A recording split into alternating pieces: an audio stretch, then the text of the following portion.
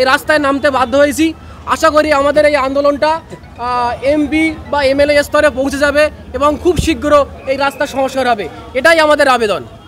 আমি বিধানসভায় ভাঙড়ের মানুষের জন্য ভাঙড়ের জনপ্রতিনিধি হিসাবে আওয়াজ তুলেছিলাম যে ভাঙড়ের যে সমস্ত কংক্রিটের ব্রিজ আছে, কিছু সংস্কারের প্রয়োজন আছে, কিছু কাঠের ব্রিজ আছে, সেগুলোকে কংক্রিটের ব্রিজ করা দরকার। এমনকি অসংখ্য ছাত্রছাত্রী তারা আহত, অনেকে হসপিটালেও ভর্তি হয়েছে। এই আন্দোলনটা আমরা গত 4 বছর ধরে কোনো সুরা হচ্ছে না, আমরা শেষমেশ আমরা এই রাস্তায় নামতে বাধ্য হয়েছি। আশা করি আমাদের এই আন্দোলনটা এমপি বা এমএলএ স্তরে পৌঁছে যাবে এবং খুব শীঘ্র এই রাস্তা সংস্কার হবে, এটাই আমাদের আবেদন। আমরা অবিলম্বে রাস্তা সংস্কার চাই, এটাই আমাদের প্রধান দাবি। গত 4 বছর ধরে এই রাস্তার বেহাল অবস্থা।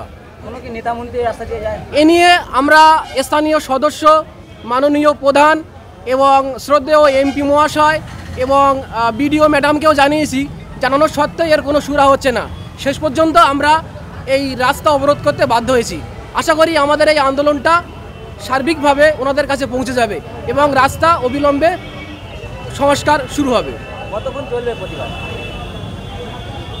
প্রতিবাদ তো আমরা সবেমাত্র শুরু করলাম, আমরা অবরোধ আরও কিছুক্ষণ চালিয়ে যেতে চাই যতক্ষণ না কোনো প্রশাসন বা এমএলএ এমপি স্তরের আমাদের আন্দোলনটা না পৌঁছাচ্ছে। আশা করি আমরা এই আন্দোলনটা আরও দীর্ঘতর করব এবং আগামী দিনে আমাদের রাস্তা সংস্কার হবে, এটাই আমাদের প্রধান দাবি। শুরু হবে এই কাজ যাতে হয়, ভাঙড়ের মানুষের দীর্ঘদিনের যে চাওয়া পাওয়া ছিল বিধানসভায় কেউ সেইভাবে সোচ্চার হয়নি। আমি বিধানসভায় ভাঙড়ের মানুষের জন্য ভাঙড়ের জনপ্রতিনিধি হিসাবে আওয়াজ তুলেছিলাম যে ভাঙড়ের যে সমস্ত কংক্রিটের ব্রিজ আছে, কিছু সংস্কারের প্রয়োজন আছে, কিছু কাঠের ব্রিজ আছে, সেগুলোকে কংক্রিটের ব্রিজ করা দরকার, বা কিছু কাঠের ব্রিজ আছে সেগুলোকে সংস্কারের দরকার, এই মর্মে আওয়াজ তুলেছিলাম। সরকারের পক্ষ থেকে যিনি সেচ ও জল দপ্তরের মন্ত্রী, তিনি উত্তর দিয়েছিলেন যেগুলো হবে। ব্রিজের কথা বলেছি, চণ্ডীপুরেরও বলেছি, চণ্ডীহাটেরও বলেছি, এই ধরনের আছে।